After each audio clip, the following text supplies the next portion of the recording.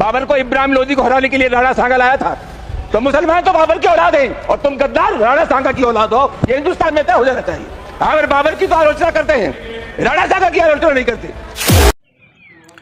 Samajwadi party के जो राज्यसभा सांसद हैं रामजी लाल सुमन, जिस तरह से बयान दिए बीते दिनों आपका राणा संगा को लेके, जिसके बाद से 12 अप्रैल को राणा संगा का जन्म जयंती था, जिस दिन करनी सेना आगरा में ज़बरदस्त विरोध प्रदर्शन जताई, तो वहीं लाठी डंडा तलवार लेकर सड़कों पे करनी सेना के समर्थक नजर आए और लालजी लाल सुमन को जान से मारने की धमकी जिस तरह से दिया जा रहा है और जिस तरह से अखिलेश यादव को भी जान से मारने की धमकी दिया जा रहा है, जिसके बाद अभी जिस तरह से आगरा का माहौल पूरे तरीके से गरमाया हुआ है और पुलिस और प्रशासन उत्तर प्रदेश का जो मुखदर्शक बना हुआ है, यही अगर कोई दूसरा समुदाय का व्यक्ति रहता तो अभी तक हवलात का भी वो सफ़र तय कर लेता। लेकिन योगी बाबा के राज में करनी सेना पर कौन कार्रवाई करेगा, क्योंकि उसी समुदाय से आते हैं आपके योगी जी। क्योंकि करनी जो सेना है ठाकुर समाज, राजपूत समाज से योगी जी भी आते हैं।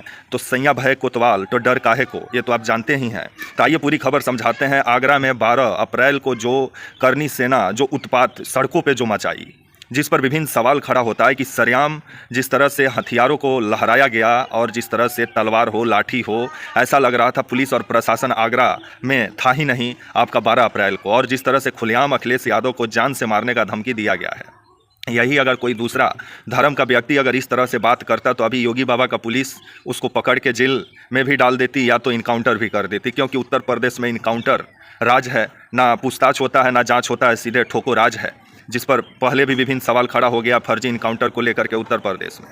लेकिन अभी जिस तरह से लालजी लाल सुमन बीते दिनों जो राणा संगा को लेकर जो बयान दिए, और लालजी लाल सुमन का कहना था कि अगर राणा संगा गद्दार है तो आपका बाबर भी गद्दार, बाबर अगर गद्दार है तो राणा संगा भी गद्दार है, जिसके बाद से पूरा महाभारत शुरू हुआ।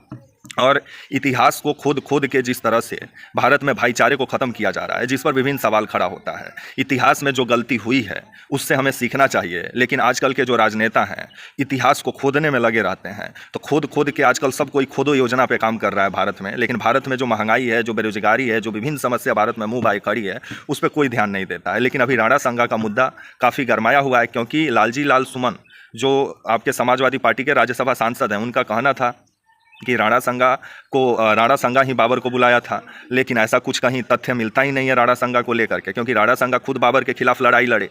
और राणा संगा को जो ये आपके लालजी लाल सुमन जो बीते दिनों बयान दिए, दरअसल बाबरनामा का हवाला देते हुए ये बयान दिए। क्योंकि बाबरनामा में बाबर ये लिखा हुआ है कि राणा संगा ने उनके पास अपना दूत भेजा था, आपका इब्राहिम लोदी को हराने के लिए पानीपत का लड़ाई में मदद मांगा था आपका राणा संगा, आपका बाबरनामा के अनुसार। लेकिन अगर तथ्य के अनुसार अगर इस बात को अगर पता लगाएं तो इसका कहीं पुख्ता सबूत नहीं मिलता है कि राणा संगा कभी बाबर से मिले। लेकिन बाबर के खिलाफ राणा संगा जरूर लड़ाई लड़े आपका। और पानीपत में 15 से 26 में जो युद्ध हुआ इब्राहिम लोदी और आपका बाबर के बीच में, जिसके बाद से बाबर दिल्ली का गद्दी पर कब्जा किया, उसके बाद ही बाबर एक कुशल शासक के रूप में भी भारत में अपनी पहचान बनाई। लेकिन जिस तरह से बाबर की क्रूरता भी इतिहास के पन्नों में दर्ज है, लेकिन जिस तरह से अभी बाबर के नाम पे महाभारत छिड़ा हुआ है और राणा संगा के नाम पे, दोनों इस दुनिया में है नहीं, लेकिन दोनों का इतिहास को जिस तरह से राजनीति में इस्तेमाल किया जा रहा है, जो लोकतंत्र के लिए सही नहीं है।